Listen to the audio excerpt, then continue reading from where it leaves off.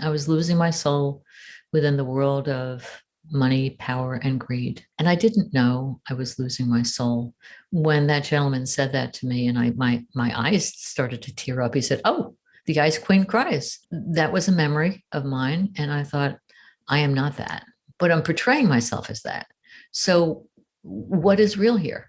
Am I the Ice Queen? And what is Irma? Who is Irma?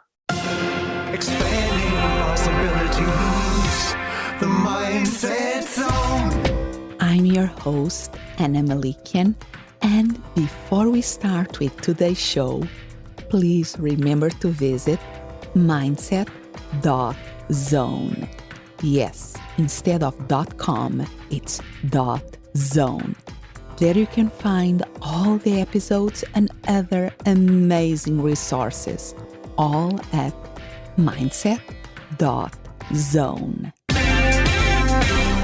After a very successful career in Wall Street, Irma Jennings decided to become a holistic health coach, specializing in helping women with osteopenia and osteoporosis to strengthen their bones from the inside out through healthy foods and lifestyle changes. And it's truly my pleasure to have her here today for this Mindset Zone. So, welcome. Thank you, Anna. It's so nice to be here with you. We have been through a long journey together, so I'm glad that I could be here for you with this. Thank you for inviting me. Absolutely. We know each other for about 10 years now. And it's fascinating that I'm learning new things about you. And I knew that you had then a successful career in Wall Street. But tell us a little bit about that journey. How did you end up working in Wall Street to start up? I will say this. My Wall Street career started on a very low level. I came into the business as a secretary, working for a high-profile salesman. And from there, my curiosity got the better of me. And then I advanced to the trading desk. We were in a different aspect of the market. We were in the tax-free municipal bond market, which is what finances bridges and tunnels, basically the infrastructure of our country, schools, roads, and various other municipalities to help them balance their budget. So I was on the trading desk. And then from there, I had an opportunity I made a couple of steps, jumps from there, and I had the opportunity to start a new bond department at Lazard Frères, which is a well-known merchant bank that has quite a reputation, although they're very quiet about their success. So let me slow down because I think there is very interesting things here. So when you start, so even entering in a startup position like a secretary, did you choose that you want to be a secretary in Wall Street or happened to be the job available at the time? All during the course of my career, women have picked me up and said, "Let me walk you here. Let me take you to this door that needs to be opened. We'll open it together." So I was offered an opportunity to interview on Wall Street. I had no idea really about too much until I got there, and my curiosity was on fire. So if we see mindset as the glasses through which we see the world and the beliefs that in many ways determine the way that we see ourselves and the world at an unconscious and conscious level, because there is dimensions that we are aware of and others not so much. When you think back to that moment in your life that you had this opportunity, somebody nudge you and say, "Okay, apply to this job," and then you feel curious, what do you think that was your way of seeing the world at the time? It's always been a driver for me as far as what is beyond this and what's beyond that. And in Wall Street, that's defined as being aggressive. And I no longer look at my curiosity as far as being aggressive, but as a way to understand people deeply. So the curiosity on Wall Street was, I could do this. Can I do this? I went through a lot of self-doubt as far as mindset zone or the mindset, some insecurity because I am a woman on Wall Street in the 70s. This is from the 70s to the 90s. Women's liberation movement was coming on strong. It was very militant at the time. So I had a couple of people that were women bringing me to meetings, and I thought, this isn't exactly for me, but yet I want equality. So I felt that we had a small group of women that were fighting for equality in Wall Street, and those were my mentors. And so when I leaned into that aspect of equality, and I can then learn about sales and then learn about so many other aspects about the municipal bond market, then I rose to manage a sales force. And that was an interesting position that I had. I don't think I was completely equipped for that. My curiosity was always there in the room as I was talking to each salesperson. What's your challenge? How can we deal with it? How can I support you?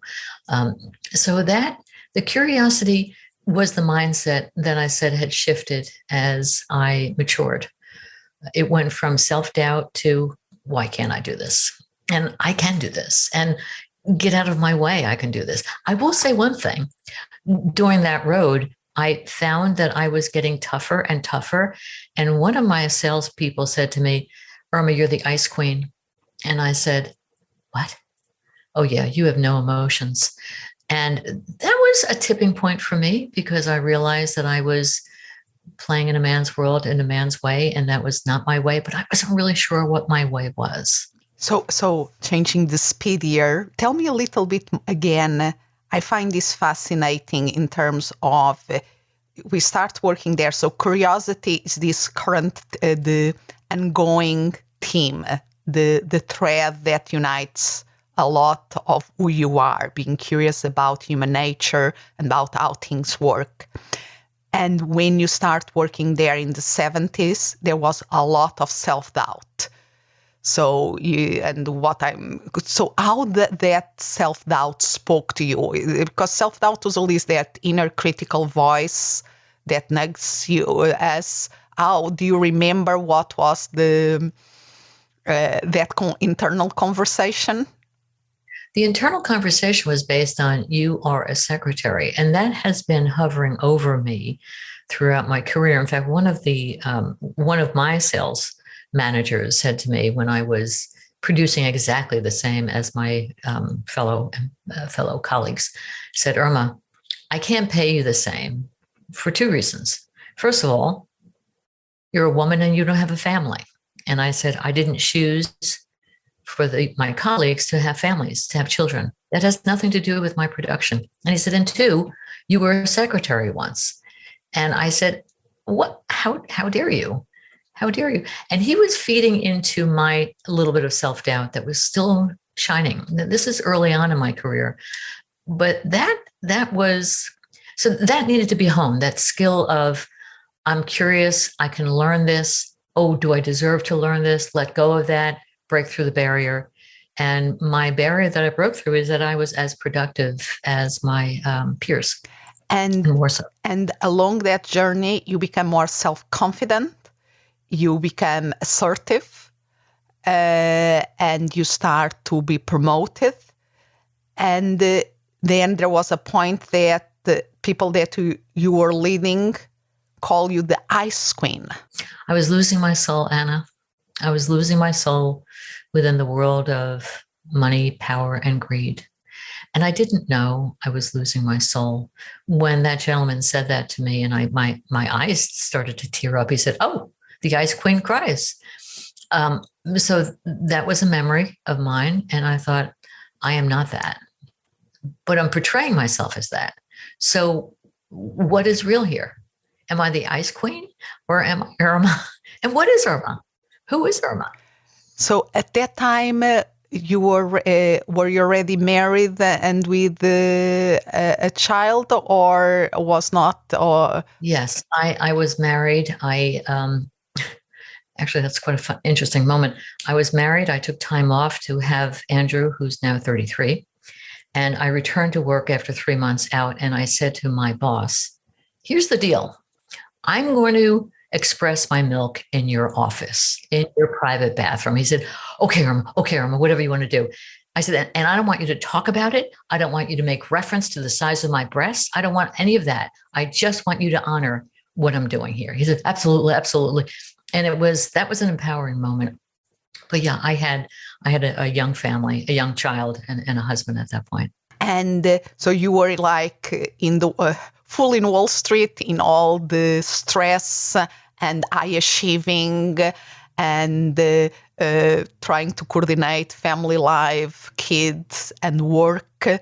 And you are pushing yourself to the limits, I imagine. To the limits, so much so that when I came home, my husband was also on Wall Street. So when I came home from work, I would turn on the TV for the Wall Street wrap-up. He would be in the bedroom with the Wall Street wrap-up. Andrew would be in front of a television set with like a frozen meal that was defrosted in the microwave, eating in front of the TV set. My Aunt Ruby, who came to visit me, said, Irma, you're not eating at the table as a family. I said, oh, no, you don't understand. I'm an executive. So is my husband. And no, we don't have time for that. She said to me, that has got to change. You've got to come to the table as a family.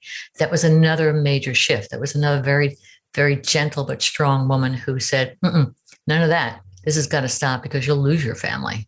And she was so right. So we came to the table. My son was screaming, how dare you change this? I want to be in front of the TV. So I had to fight that resistance. And my husband was on the same page. We came to the table. We talked. We had open conversations about feelings. How was your day today? I would take notes. We would have family meetings. It became a celebratory moment of getting to know each other deeper. So that observation of your Auntie Ruby really was like really prompt for you to do something different. Right. It's these magic moments that drop in that say, guess what? It's time to go left, not straight anymore, because straight is not working for you. It's time to go left or right, but it's time to shift. And I love that by what you're describing, you even were taking notes. You still were using a lot of your Wall Street mindset of being, but with a different direction. That was actually, I had taken a parenting class. I took a parenting class for 10 years, and that was all about the family table and coming together in conversation, how to open up, especially with a young boy, how to help him communicate from the emotional vocabulary. So the taking notes, I think that's just part of who I am. I take notes. Yeah. And the parenting class happened before or after that observation of your hand? Oh, that happened after the observation with my aunt. Yeah. So that was like the catalyzer for you that I have to do something different. And then you start to learn about what that something different could be. And part of that process was the parenting classes. Well, the way you describe it, it sounds very linear. And nothing in my life is really linear because that's not the way it shows up. It shows up as, wait a minute, something's not working. What needs to shift? And then it appears. So there's a level of trust that's an important piece to this conversation, because so many of us know that we have to change. But if we think about change or pivoting, it's so overwhelming. The canvas is too wide to even consider. So I had to sit in the trust of, I call it the whispers. And those were the redirective moments that helped me pivot. So a lot is like you have these kind of moments like when somebody that was a direct report called you the ice queen, and that really was almost like ice pick in your heart, really hurt. Yes. So you felt it, but there was like these nudges of the whispered situations. And like you say, yes, change usually is not linear. When we think about, when we put it in a narrative, we can make it more prettier and linear, but reality is much more messy. So what were the other wake-up calls? Well, my health was declining. I was diagnosed with a couple of scenarios. I had an ulcer. I had digestive issues, major digestive issues. I had joint pains, and then I was diagnosed with osteopenia, and that set me on my journey of really searching out my own health. At that point, I took the parenting classes for many, many years, actually 10 years. I needed a fair amount of help with that because there's no manual when you have a child. Yes, absolutely. So from there, I went back to school. I left Wall Street and went to the Institute for Integrative Nutrition. And again, I want to do slow motion in this change, in these change points, because you are receiving these nudges, you are trying to change things, and then there is like it's almost the metaphor of the glass being full drip by drip. But in some ways, like the health issue was like a bucket of water that was pouring in the glass that you had to do something about. Couldn't ignore it. And the migraines was the other thing that I forgot to mention. They were debilitating. They brought me to the hospital. So yeah, there were many, many wake-up calls around health issues. So was no way for you to push through it. Your body was telling you, okay, you push already too much. Now you have to listen. Yeah. To what I have to say. Yeah, with resistance. And so did you start, so you decide to learn you start to do the training in holistic nutrition as you were in Wall Street, or you decide to resign? And then tell me a little bit more of that messiness there, of that transition. So the messiness of that transition was I actually left Wall Street, knew I wanted to work because I'm a working mother, and decided to go to work for the woman who runs the parenting company. Ah. I worked for her for 10 years. And that connection with Julie Ross is her name, opened up profoundly how I could be a better parent. So from there, I went to the Institute for Integrative Nutrition. That was in 2003. So you left Wall Street, you start working in this company that you were first a client, and then you work with them, you learn even more. Yes. And you kept that learning journey, and then was in your own search for a solution to your health issues that the integrative nutrition became part of. This must be the thing. I was given bad advice by the medical world, and the medical world is a very, very important partner. But I was giving a bunch of medications for my migraines, for my ulcer, the last one was, and I wasn't taking, I took the migraine medicine because it was too debilitating. But I had rebound migraines after the medicine, so that wasn't working. Then I was given a script for Fosamax from my gynecologist because after my DEXA test and with osteopenia, he said, oh, you'll be an old crippled lady. So there was the fear factor. And I said, I need to try this. I need to try this on my own for a while. And that's what I tell my clients now. Let's not rush to the meds. The meds might be ultimately where you have to go, but let's not rush there so quickly. So I changed my diet, but so many things had to change. And I was like, enough with the change.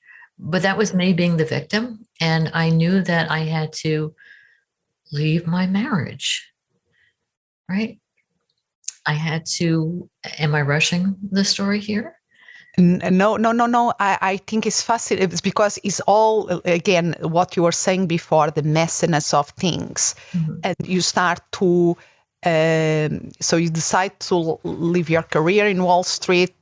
You went to keep working, but something that was possibly more on purpose. Right. And you were, and then you were doing, how do you say, keep learning, keep searching, and for the health issues, like is the curiosity again. You decide to study nutrition, even doing a program. And during that journey, you are learning about foods, you are learning about your body, and you are learning about yourself in terms of self-development. And part of that journey and part of their changes was deciding to get divorced. You said something that I want to go back to, which was purpose. So mm-hmm. I knew the purpose of my having a child is to raise a healthy child. So the purpose was, I don't know what to do here. So that's what brought me to the parenting classes.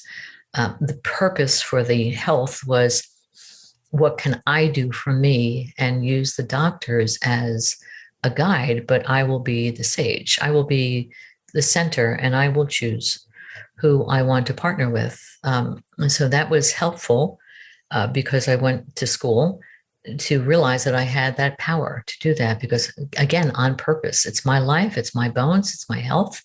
How do I drive that? But then you asked me something else, Anna. So the journey there, that so your purpose really embracing your power. So is my child, is my health. Mm-hmm. And you were acquiring knowledge about the nutrition, about your body, and about yourself. Mm-hmm. To the point that you realized that the change also implied some was always personal development, but the part of the journey of your journey of personal development was decided that the best for you was to divorce. Yes, that was something we both came to that conclusion with, and it was an important yet painful moment in our history together. We were going through a divorce as a family. I was going through menopause, and my son was going through adolescence, and I call it affectionately the trifecta. Yes. of life. But the divorce was important to go through. And again, it was not an easy thing. It wasn't an easy transition, even though we were both on the same page. We were both holding on to, I think we were grieving, holding on to what was and what can't be. And at that time, were you already done with the studies? Were you already a holistic health coach, or you were still doing it, doing the process to get certified? I was certified already, but the study continues, and it continues and continues. There's always so much to learn. But yeah, but then the next major pivot was leaving a city that I adored, which was New York City. And I lived there for 37 years, and I knew it was time to leave. And how did you know that was time to leave? I wasn't relating to the people anymore. The Wall Street created a dynamic conversation about money, power, and oh my gosh, you're a woman on Wall Street. I'm so over that. I mean, I look at that moment in my history as it's now just a story. It doesn't define me anymore. But so I wasn't relating to the people anymore. And it was becoming more and more expensive to live in New York City. In Manhattan is where I chose to live. So after 37 years, I packed up my bags. And you went to Philadelphia, correct? I did. At 59, I went to Philadelphia knowing one person. And I thought I could do this. My son was in college. He had graduated from college. And I knew I had to do this. I was afraid to do it. But I just put the fear aside and thought, what could happen? I'll take a try. So it was a great experience. And but then I felt lonely, and I sat in my loneliness, and I realized I was working too hard on my business, and that's all I was doing, eating and working, and going to Whole Foods. So you are eating more healthier. Yeah. You are doing something more on purpose, yeah. But you are still in the workaholism kind of a pattern. The workaholic, yes, absolutely, was the pattern. That I thought, well, that's interesting, because that's where it came from on Wall Street. I wasn't enough, right? I was a secretary, so I had to work extra hard. I was the first one in, the last one out. I was overproducing. I was just grinding it out. And that mentality was with me for a long time. I had to work a little bit harder, and it was feeding the workaholism, and which is one of the addictions that I would like to let go of. And then what happened there? So you are feeling lonely, you're feeling too much work.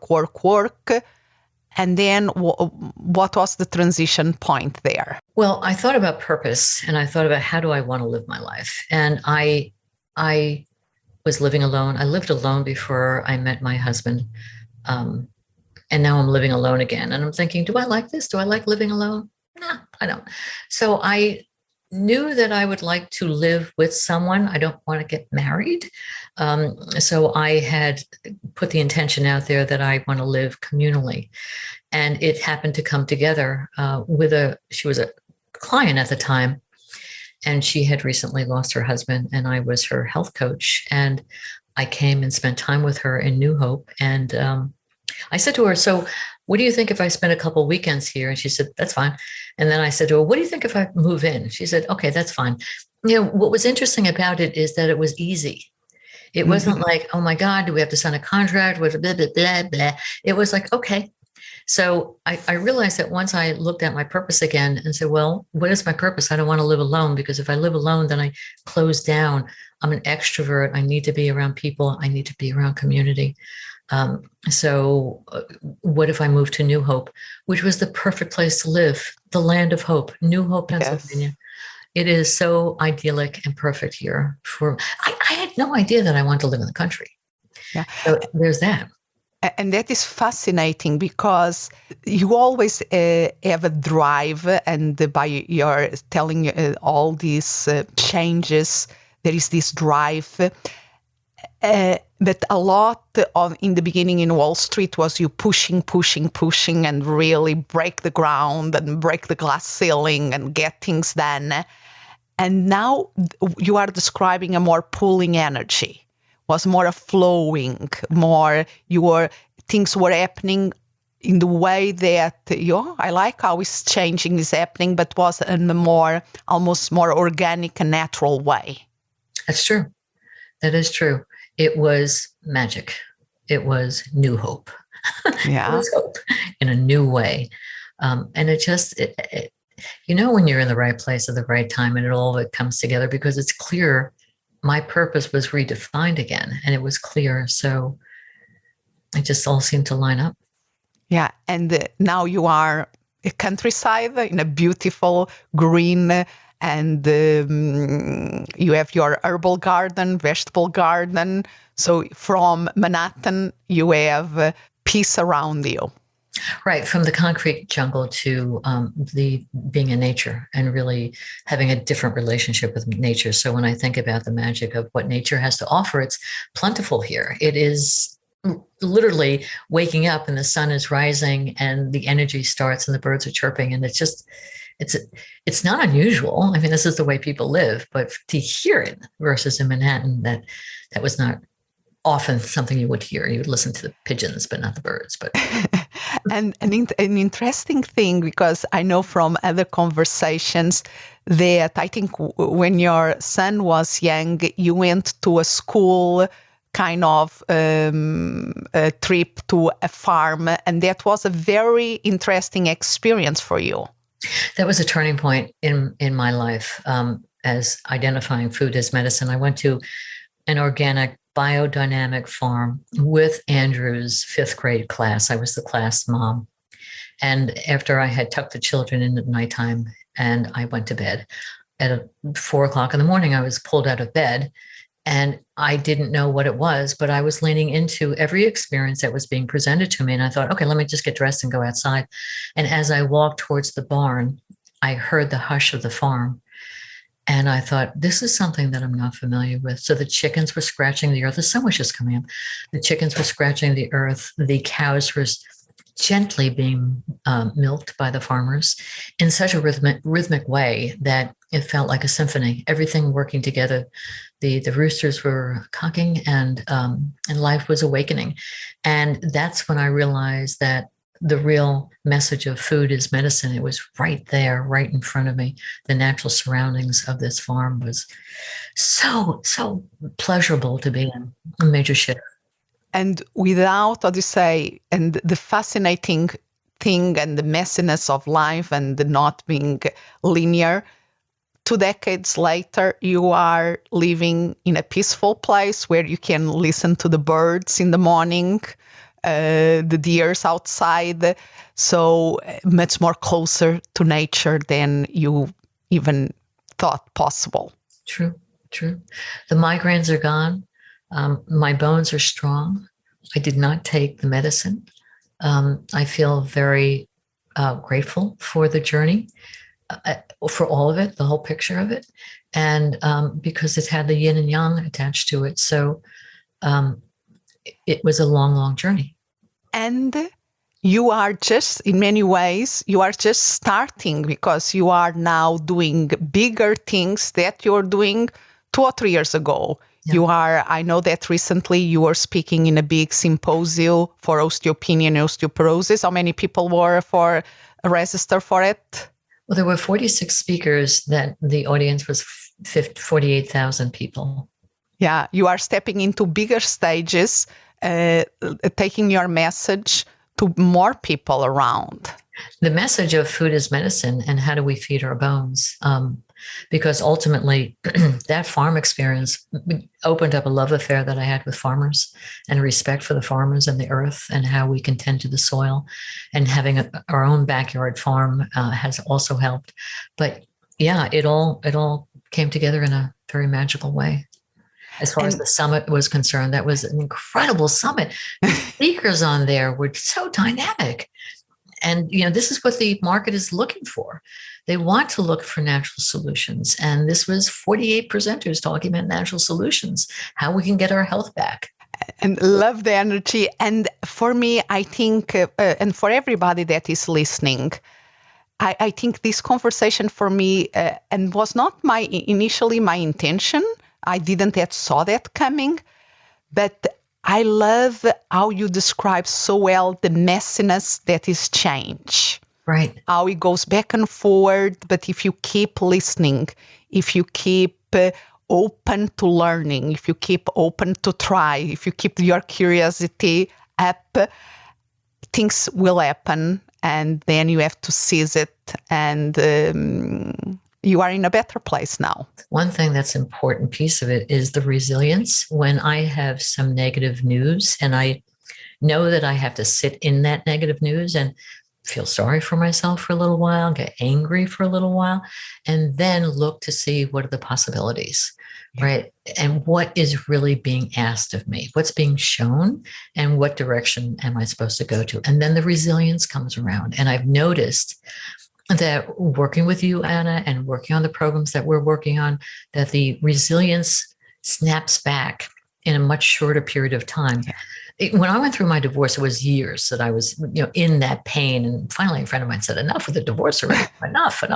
And then changing Wall Street. Oh, should I go? Woe is me. It was these, even though they were pivotal points in my life, they had a lot of angst attached to it. Did I leave at the right time? Did I let go of women's needs? Did I, but now it's like, okay, it takes maybe 2 days or an hour to see the bigger picture. And that's the maturity that I really appreciate. Hovering above, looking down below and saying, it's just a moment. It's just a moment. And this moment is going to change your life. And learn what needs to be learned, be resilient, and okay, what's next? Right. So thank you so much for sharing your from Wall Street to this more holistic mindset and way of living in so many different ways. I think anybody that is listening, just keep listening to your own little whispers and finding a community of people that can help you make that change is so important. So thank you so much, Irma, for being with us today here. It was great to be with you. Thank you. I so appreciate all the imprint that you've had in my life and the shifts that you've helped me go through. So thank you. Grateful. Bye. Expanding possibilities, the mindset zone. Thank you for listening, and remember to visit mindset.zone. Yes, instead of .com, it's .zone. There you can find all the episodes and other amazing resources, all at mindset.zone. As always, I'm so grateful you are here. Expand what's possible for you, for the ones around you, for the world.